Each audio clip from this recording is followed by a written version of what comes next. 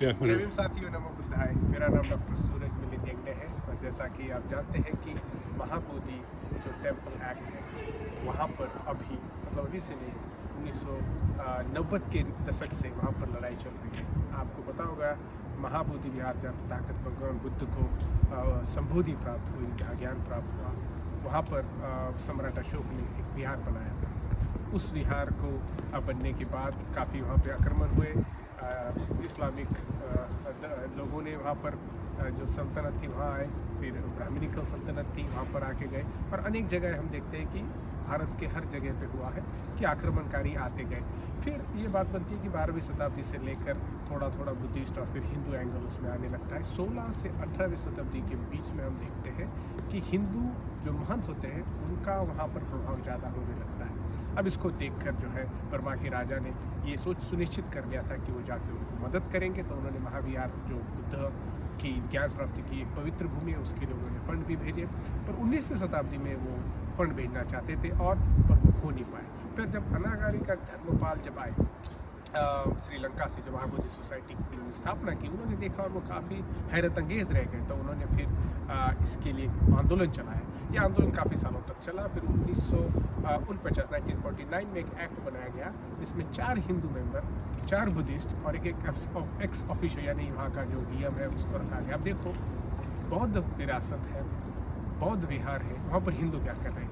हर जगह की जो धर्म स्थान है, पवित्र धर्म स्थान है, वहाँ पर उन्हीं लोगों को प्रतिनिधित्व दिया जाता है। अब हिंदुओं को इसलिए वहाँ दिया गया, क्या 100-200 साल के जो अंतराल में जब वहाँ पर महंतों का वहाँ जो कब्जा हुआ था उसको मद्देनजर रखते हुए देखा गया, तो 4 न रखते हुए 1 रखा जाए या 2 रखा जाए। पर अभी इस आंदोलन को सूर्य ससाई जी ने, बनते जी ने 1990 के दशक में 3 लाख के लोगों को लेकर सुप्रीम कोर्ट में भी चले गए थे। ये आंदोलन काफ़ी दिन चला। अब 2025 में संघ वहाँ पर है, वहाँ पर बौद्ध उपासक उपासिका है और अनेक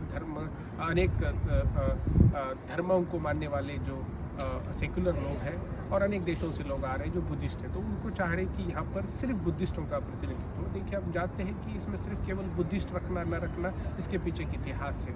ये इतिहास ये है कि ब्राह्मणवादी विचारधारा ने हमेशा बुद्धिज़्म के साथ, बौद्ध विचारों के साथ लड़ाई की है। There has always been a contestation between Brahmanism and Buddhism, and the incursion that we see here happening blatantly between this incursion of Brahminical forces under the name of Hindu groups who have had a legitimate legal membership in the Bodh Gaya Temple Act that was enacted in 1949 as a compromise, and this act was made a purview within the purview of Bihar, when in fact it should be within the purview of government of India, because it's larger than life, and also Buddha very attained enlightenment. It's a UNESCO site, so it's literally a World Heritage Site. So let not it be confined to this feudal, closeted definitions of whose control can this Mahavihar, this temple of enlightenment when Buddha is established by Ashoka, have control. So we need to unite against this, and so that's why here's my solidarity message to all those who have been protesting, my friends, my comrades, my senior monks, and all the devotees who are trying to preserve the legacy. And that is what the message of Baba Sahib and our ancestors have been. Namo Buddhaya, Jai Bhim. Thank you very much.